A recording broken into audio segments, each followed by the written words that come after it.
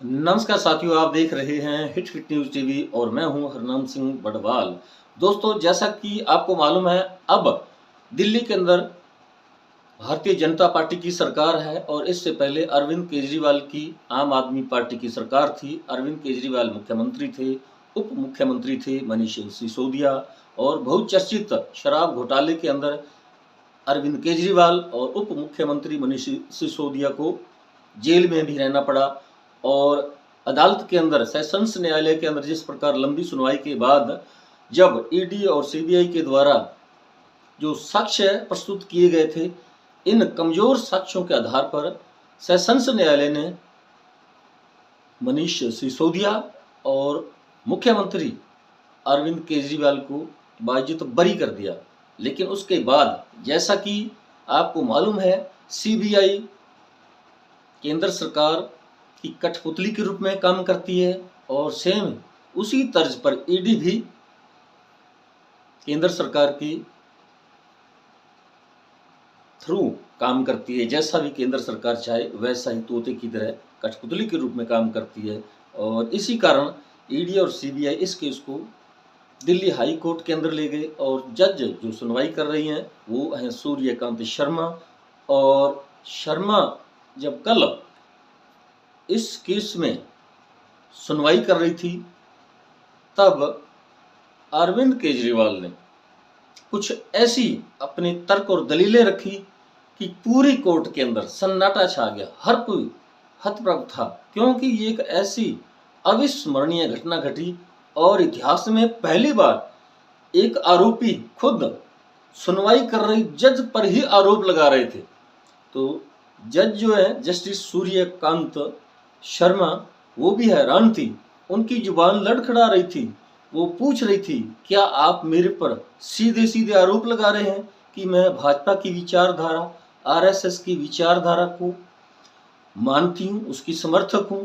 क्योंकि ऐसा बिल्कुल तारीख वाइज अरविंद केजरीवाल ने जस्टिस सूर्यकांत के सामने ये बातें रखी कि आप अमुक अमुक तारीख को आरएसएस और भाजपा के कार्यक्रमों के अंदर पहुंची अधिवक्ता के रूप में।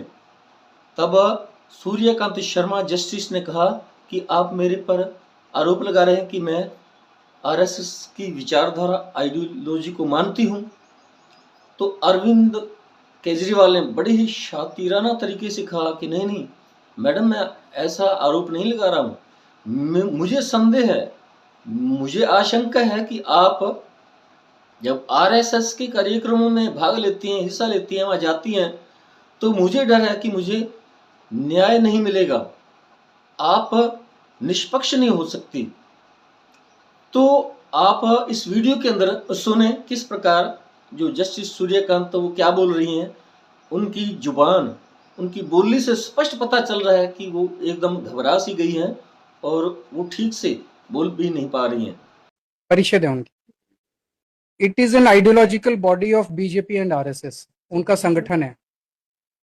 उस उनकी बॉडी में योर ऑनर 4 बार अटेंड करके आई थी। 26 दिसंबर को, 22 को, 17 मार्च 2023 को, 30 अगस्त 2024 को और 8 अगस्त 2025 को। Your honour has been attending the programmes of a particular ideology. तो एक मेरे मन में ये बायस ये पैदा होता है, there is a reasonable bias in the mind of this honourable court कि मैं उनकी आइडियोलॉजी फॉलो करती हूँ। आप फॉलो करती हैं? नहीं, आप कह रहे हो। नहीं, मैं ये नहीं कह रहा। आप मैं ये कह रहा हूँ you might be sympathetic because आप 4 बार गई हैं, you might be sympathetic to that ideology. के कहने आप मतलब में आपने जो आर्गुमेंट किया मैं केवल वही लिखवाऊंगी। आपका आर्गुमेंट, मेरा आर्गुमेंट मैं बता देता हूँ। मेरा आर्गुमेंट क्या है? As I said, it has to be the mind of the litigant. आपके 4 बार जाने से मेरे माइंड के अंदर ये इंप्रेशन पैदा होता है कि उस पर्टिकुलर आइडियोलॉजी के प्रोग्राम में 4 बार जाने से, चूंकि मैं ऑपोजिट आइडियोलॉजी का हूं, will I get justice? So he also states that this court has attended some programs organized by Adhivakta Parishad, which which follows a particular ideology.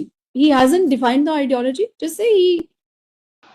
तो दोस्तों, सुना आपने अरविंद केजरीवाल कितने एक मंजे हुए खिलाड़ी हैं, मंजे हुए राजनीतिक नेता हैं, जो 2011 रामलीला के मैदान के अंदर जो आंदोलन हुआ था, वहां से निकले नए नए नवेले पॉलिटिशियन हैं और कितने शातिर हैं, क्योंकि ये भी एक इनकम टैक्स अधिकारी रह चुके हैं जो अपनी नौकरी छोड़कर राजनीति में कूदे थे और उन्होंने एक नई तरह की राजनीति शुरू की और वो नयापन अब भी दिखाई दे रहा है, जैसा कि ये एक इतिहास बन चुका है। वो इस अदालत के अंदर सुनवाई कर रही जज के सामने उन्हीं पर आरोप लगा रहे हैं और वास्तव में ये एक बिल्कुल दिलचस्प बात है और किस प्रकार वो उन्हें लताड़ रहे हैं।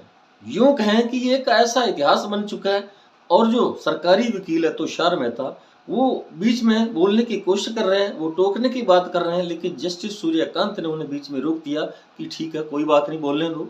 और वो भी सवाल जवाब कर रही है अरविंद केजरीवाल के साथ। अब आगे जो है फैसला, निर्णय, डिसीजन है वो रिजोल्व कर लिया गया है। अब देखते हैं कि जस्टिस सूर्यकांता, जिन पर खुद पर एक आरोपी ने आरोप लगाए हैं, और उसके बाद अब निर्णय किस प्रकार का आता है और इसके पीछे जो कारण बताए हैं वो भी आप इस वीडियो में सुन लिया होगा कि अरविंद केजरीवाल सीधे सीधे आरोप लगा रहे हैं कि आपके बेटे वो स्टैंडिंग अधिवक्ता हैं, स्टैंडिंग एडवोकेट हैं भाजपा के, और आपकी लड़की भी। तो ये भाजपा की अनुकंपा, उनकी कृपा पर ये जो आपके बच्चे हैं वो काम कर रहे हैं, तो हमें कैसे न्याय की उम्मीद हो सकती है। तो इस प्रकार अरविंद केजरीवाल ने खुद सुनवाई कर रही जज पर ही आरोप लगा दिए। अगर क्योंकि इस प्रकार की हिमाकत अरविंद केजरीवाल ने इसलिए की है क्योंकि ये दिल्ली हाई कोर्ट में अभी मामला चल रहा है और उन्हें पता है कि अगर यहाँ जस्टिस सूर्यकांत उनके विरुद्ध भी निर्णय सुनाती हैं तो भी उनके पास अभी एक्सेस है, वो सुप्रीम कोर्ट में जा सकते हैं और उन्हें उम्मीद है कि वहां उन्हें राहत मिल जाएगी, क्योंकि निचली अदालत से, अधीनस्थ न्यायालय से उन्हें बरी कर दिया गया है। तो ये बिल्कुल सरासर, ये देखने में भले ही अदालत में जिस प्रकार तुषार मेहता ने कहा कि ये जो है कोर्ट को अपमानित किया जा रहा है, तो लेकिन इसमें जिस प्रकार की उन्होंने तर्क दिए हैं अरविंद केजरीवाल ने, तो बिल्कुल उनमें कुछ सच्चाई भी नजर आ रही है, क्योंकि अब तक जितनी भी संवैधानिक संस्थाएं उनमें भाजपा ने अपना प्रभाव दिखाया है, जमाया है, और निर्णयों से ये ऐसा आभास भी हो रहा है और स्पष्ट भी हो रहा है कि जो अदालतों के अंदर जो भाजपा समर्थित जो जज हैं उनसे उन्होंने जो भी निर्णय दिए तो वो बायस नहीं रहे।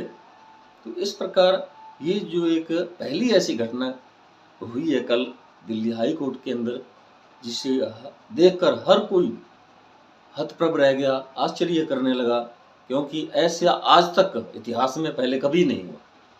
तो साथियों, हमारा ये वीडियो आपको कैसा लगा कमेंट बॉक्स में जरूर लिखकर बताइएगा। यदि आपने अभी तक हमारे हिट पिट न्यूज़ टीवी चैनल को सब्सक्राइब नहीं किया तो प्लीज़ दोस्तों हमारे इस वीडियो को सब्सक्राइब करें, इसको शेयर करें, लाइक करें। आपका बहुत बहुत शुक्रिया, धन्यवाद, राम राम, सत श्री अकाल।